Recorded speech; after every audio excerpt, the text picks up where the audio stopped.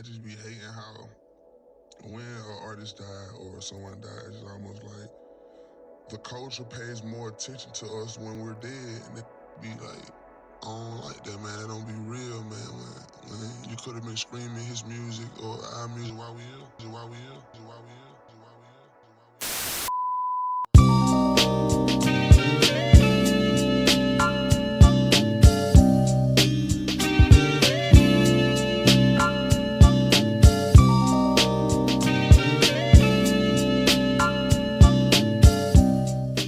Hey yo, what's good everybody? It's your boy Script here, back with another video, and off the rip, I want to say my bad for the lack of uploads. Life's been a little hectic and whatnot, but I'm gonna try my best to stay on it. Now, of course, as most of you have heard, Atlanta artist Rich Homie Quan has tragically died according to numerous sources at the young age of 34 years old. For those that aren't too familiar with Rich Homie Quan, let me bring you up to speed right quick, as I find it helps paint a better picture. Born to Quantez Devontae Lamar on October 4th, 1989, Rich Homie Quan, or Quan to those close to him, grew up as the eldest of three in a single-parent home. Quan's first passion was baseball, and he excelled at it, earning a scholarship to Fort Valley State University. But after just 2 weeks, financial struggles forced him to drop out, and he took a job at a nearby airport to support himself. When the airport job didn't work out, Quan found himself at a crossroads. Struggling to make ends meet, he got involved in a series of burglaries, which eventually led him to serve over a year in jail. During that time, he began reflecting on his life and realized music was his true calling. Upon his release in 2011, Quan came back with a renowned focus on his music career. He linked up with mentor CEO Tezzy, and together they formed the group No Sleep Gang. Their momentum was tragically interrupted when Tezzy passed away just a few weeks before their first project was set to drop. Despite this, Quan pressed on, and with the upcoming re-release of his Still Going In Reloaded mixtape, he continued to lock in. But it was in 2013 when Quan really started to pop off with his track Type of Way, released to the iTunes store by Def Jam Recordings, suggesting that he had signed to the label. However, Rich Homie Quan was still independent and was considering signing a deal with Cash Money Records. Then, with the help of Cash Money CEO Birdman, Quan linked up with fellow ATL rapper Young Thug and singer Jacquees, forming the collective Rich Gang in that same year. Releasing the visuals for the single Lifestyle, both Quan and Thug appeared to have an unmatched chemistry that fans just could not get enough of. But unfortunately, the two's relationship would turn sour pretty quickly when Quan would describe in an interview with Viceland how the two's egos collided, with Quan wanting to clarify to fans that despite him and Thug making great music together, he was still his own artist. But pretty quickly after that, the fans began to run with their own wild narratives, which unfortunately only fueled the drama. At the same time, Thug was also extremely fruity upon his entrance into the rap game, wearing skirts, nail polish, and whatnot. Some of y'all might even recall the time when Thug and Quan went viral after Thug posted a picture of the two with the caption reading, "Me and my hubby," while rocking some nail polish with his arms wrapped around Quan. And of course, this post went viral with tons of pages speaking on it and whatnot. Anyway, not too long after they got their foot in the door and fans started to see them as the next big duo in the rap game, that hype quickly fizzled out when Quan began distancing himself from Thug and the Rich Gang collective. Unfortunately, things really started to brew up in the background with these two, as Young Thug's name in the rap game continued to get a lot of traction while things started to simmer down a bit for Quan. Not completely at the time, but there was definitely more eyes on Thug, and most people could attest to that. Then suddenly, on September 29th of 2014, Quan's father and manager Corey Lamar was shot at his barbershop in Bankhead, Atlanta 4 times, but thankfully managed to recover. In addition to that, in 2015, there was a raid on Young Thug's home, leading to rumors suggesting that Quan may have provided information to the police, leading to accusations of snitching. Quan was quick to deny any allegations around snitching and continued pushing out more music that year with his hit single Flex, which to this day has over 190 million views.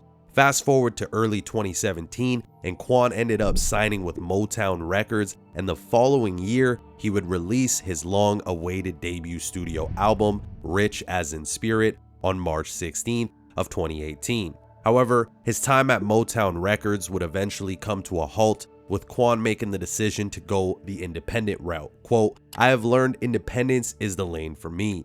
Going on to launch his new label, Rich Homie Entertainment, in 2022, partnering up with the industry vet Troy Carter and Venice Music. Quan also released a new album that same year under his new label titled Family and Moolah, and shortly after released a deluxe version, with that being his last full-length project out as of his recent passing.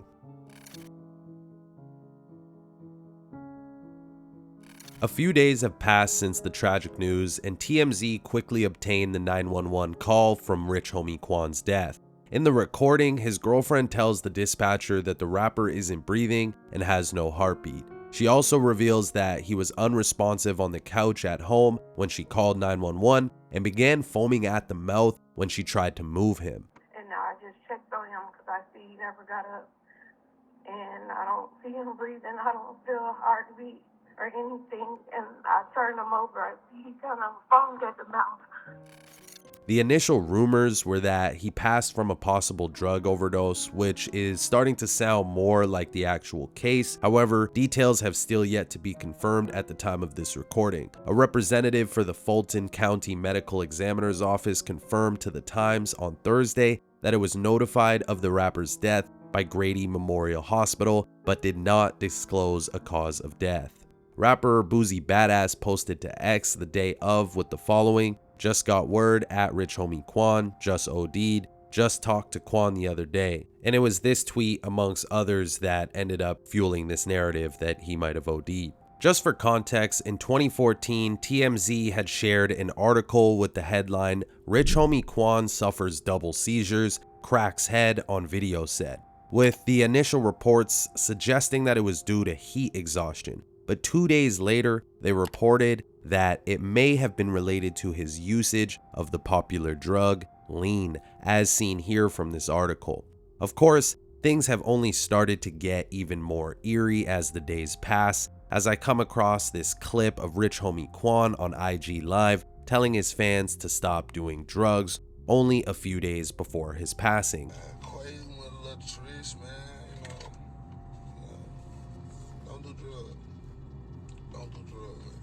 With what appears to be lean in his bottle, so it's looking like he was still on that cup. I also came across another video of someone suggesting that it was in an interview that Quan gave recently before his passing, where he said Free Thug and Free Lucci, two enemies in the Atlanta rap scene with a long history of beef, and some people are speculating he was given some bad product by certain people. But honestly, that's all speculation, and we'll leave that for the bloggers, because on this side, we let the numbers do the talking. Alright, so for those new to this, we'll be using gematria, a practice from Kabbalah, aka Jewish mysticism, where each letter of the alphabet is assigned a numeric value. By calculating the numeric values of words, names, or phrases, we can uncover patterns and insights. And we'll also examine the numerology of dates to reveal additional patterns, offering a deeper and more intriguing perspective on the narrative. For those who saw my Instagram post the day of, you are going to get some overlap, but stick with me, and shout out everyone in the comments and DMs for the additional finds. I appreciate y'all. Strangely enough, on Quan's debut album, Rich as in Spirit, track number 3 was titled 34. And the song even got a music video where, in eerie industry fashion, you see Quan rocking a red jersey with the number 34 on it. Now, technically, Quan wasn't signed to a major label at the time of his death, but he was when he dropped the track. Even when he announced the launch of his new label, there were no mentions of him obtaining the masters to his previously released album through Motown Records. This means that if he were to pass and his streams for older songs under exclusive license to UMG Recordings Inc., the parent company of Motown Records, were to spike, the revenue would go to the label, and depending on his contract, a percentage of that revenue might go to him or his estate, which most times fans often like to reminisce after a beloved artist passes away, so this is a fairly common occurrence. I usually factor in the whole label life insurance policy scheme, but from what I understand, he was independent at the time of his death, but please correct me if I'm wrong in the comments though.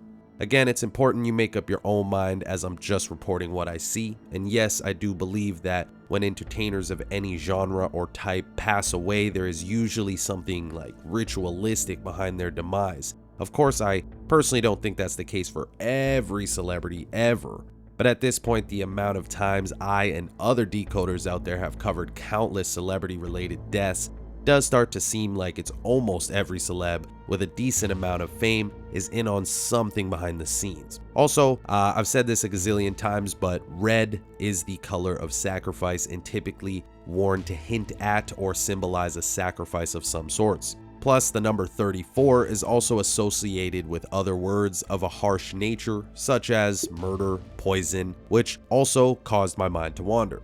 We'll get back to that number 34 in a brief moment though.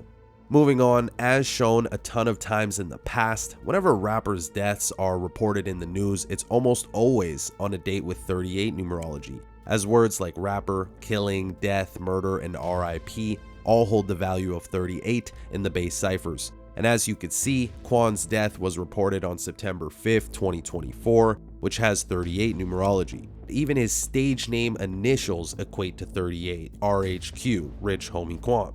Spelling out the date as seen here holds the value of 63, matching the phrase drug overdose, which, although it hasn't been confirmed by medical examiners, that TMZ update about the 911 call from Quan's girlfriend seems to point to that being the cause of death. Words such as dead and died both equate to 22 in their respective ciphers. The day Quan died holds the value of 22, as you can see here. And Quan died on September 5th, a date that can be written 5/9 like the number 59. Of course, he is well known in the state he was born and unfortunately passed in, Atlanta, Georgia, which equates to 59. And for those that have been rocking with the content for a minute, know that 59 is considered a shaming number. For more on that, you could check out this older video of mine. Now granted, we talked so much about Quan and Thug's rocky relationship earlier in the video, it's interesting that just recently Quan had finally started to open up a bit more about the whole ordeal,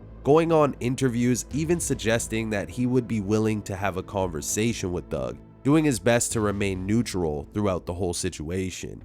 However, as most hip-hop fans know, Young Thug is currently going through what just got recently labeled the state of Georgia's longest running trial for his RICO case, which officially began on November 27th of 2023. I bring this up for a reason because remember, Quan died at the age of 34, his first name equates to 34, he had the track off his debut album titled 34 with him wearing a red jersey with that same number. But what are the odds that Young Thug's trial began on the date leaving 34 days in the calendar year? And throughout this ongoing trial, an affiliate of Young Thug and fellow YSL member Lil Woody, in a statement detailed his involvement in the shooting of Quan's father at his barbershop back in 2014. Quan even claimed shortly after this statement hit the internet that Lil Woody was lying or at least exaggerating, but refused to go into detail. Then there was a clip on X posted 2 days before Quan's passing that caught some traction when Lil Woody was on the stand for what was reported to be his last testimony after months of viral statements changing the course of this already dragged out and infamous made-for-TV trial. And in this clip released a couple days before the news, Quan's name got mentioned several times, with the prosecutors asking Lil Woody if Young Thug had any issues with Rich Homie Quan, and here's the part that got clipped and went viral. So that still didn't answer the question. Yes, no, I don't recall. Did Thug have an issue with Rich Homie Quan bringing members of If Gang to his apartment? So did you have an issue with Rich Homie? I'm asking you for what you told the police. And I'm answering you. I just told you several times. I tell the police anything. Okay. Do you recall talking about the shooting at the studio with Rich Homie Quan's car last week with Mr. Shark? I don't know nothing about it. So of course, with all this stuff going around, some are suggesting that this death has something to do with this trial in a ritualistic sense, and naturally the timing of Quan's passing is quite odd considering the recent mentioning of his name in this trial. Some are alluding that maybe this was a sacrifice of some sorts for Thug in an anticipation of a release, and honestly, who knows? Like, how crazy would that be? Quan passes away, then Thug suddenly gets released after an extremely long anticipation from fans and this long trial. I mean, talk about an emotional roller coaster that'd be for the fans. I mean, I'm not predicting anything, but man, what a narrative that'd be. I guess time will tell though. Regarding the thought of this being a sacrifice of some sorts, note that Thursday, the day he died, equates to 46, like the word sacrifice and overdosed in the reduction ciphers. In addition to that, his full name has that infamous 86 in it, which aligns with the phrases human and blood sacrifice. While on the topic of his name, notice he died exactly 337 days from his 33rd birthday, and his full name equates to 337 in the reverse ordinal. It's also interesting that in the few days since Quan's passing, his age has been changed on Wiki, and tons of sources have been reporting that he died at the age of 33, as you could see here. But I have several screenshots of him being born in 89, so are they trying to pull a Chadwick Boseman and change his age right after announcing his passing? For those that don't recall, Chadwick Boseman died at the age of 42, contrary to popular belief, and was known for his role as Jackie Robinson in the film 42. Yet, later that day, when he passed away, they had switched his age. Here's some footage that I actually had from like a while back when that happened. Yo, look at this. So, Google's trying to cap out here.